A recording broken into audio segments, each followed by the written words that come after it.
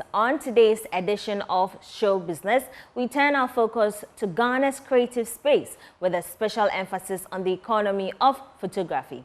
The industry in Ghana has seen significant growth over the past few years, becoming a vital part of the creative sector. More importantly, veteran photographer James Bano is celebrating his 95th birthday. Culture journalist with My Joy Online, Kenneth Awatri Dako, was with him and joins us to discuss the dynamic field. Hi, Kenneth. Thank you for joining us. Can you tell us about the evolution of this field?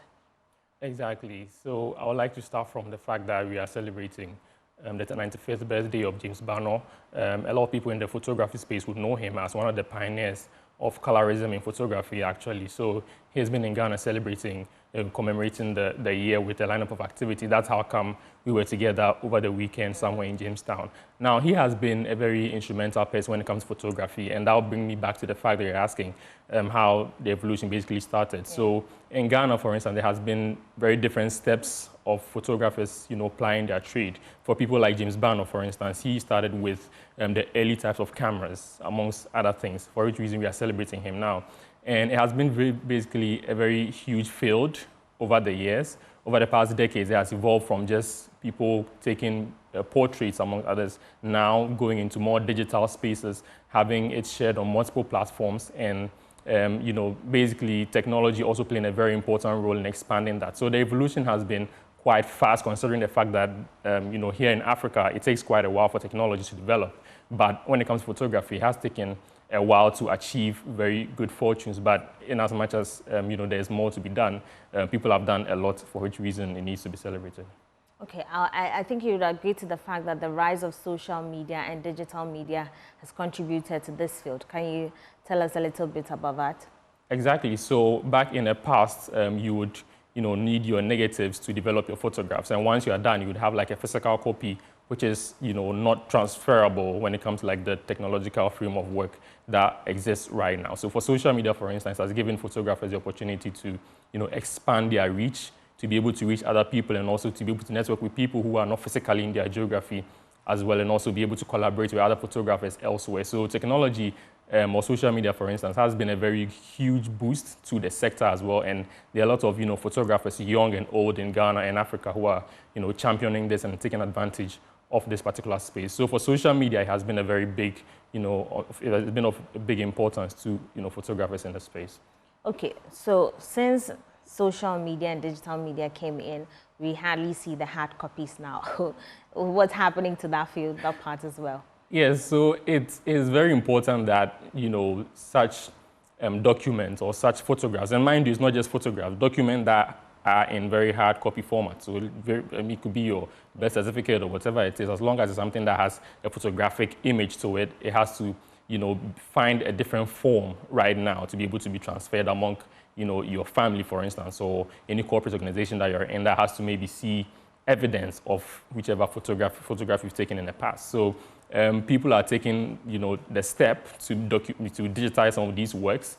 And so if you have like an old photograph of your family, there are scanners that can get that done for you. There are also new technologies that make that available. So it is very important to do that because it enhances the durability of those images. Not also to understand that those images hold very dear memories, where they come from. Because some of these photos, for instance, if you have a photo of your dad, maybe the setting in which that photo was taken, there's a lot of, stories that could be told around that particular setting. And so aside from the fact that it is a very big industry that, is making a lot of revenue, importantly in other places, it's also important to know that it's a very instrumental, phenomenon in keeping or holding memories that are very dear to each and every personality in a very unique way.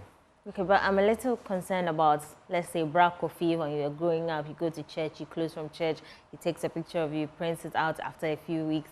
What happens to their business? Or they also need to, join the trends? Unfortunately, that is where the world is going now. You would be lucky, for instance, if you have some of these hard copies and you're in an environment where people embrace the need for exhibitions.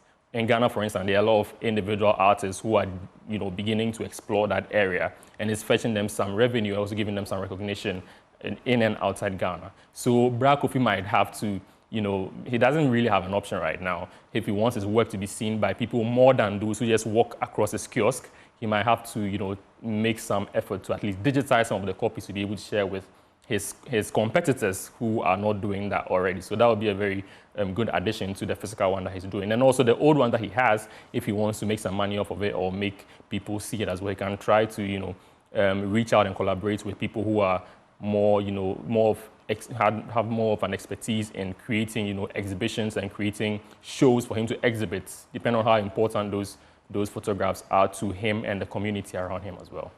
Right.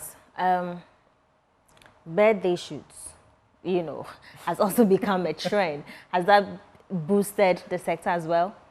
Exactly. So that even boils back to the evolution of photography, as we were talking about. I mean, from the fact that people used to take like very, small portraits to now it being a very, a whole commercial, industry as well. In as much as these photographs are taken and are, retouched and made very, appreciable for the general public, it's also, it fetches some income for the photographer himself. And these are different avenues that they can make money. So while they are making money by, taking those beautiful photographs of your birthday so that you can share, they are also making some money by, getting something in their pocket by the service that they have rendered you.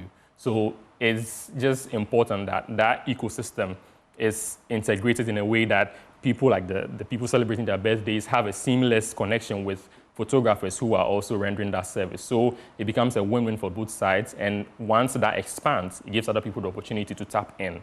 And it becomes, a viable, economic ecosystem. And that goes on to contribute to the revenue generation of the youth in the country as a whole. Right. Thank you very much, Kenneth. I hope to continue this conversation some other time.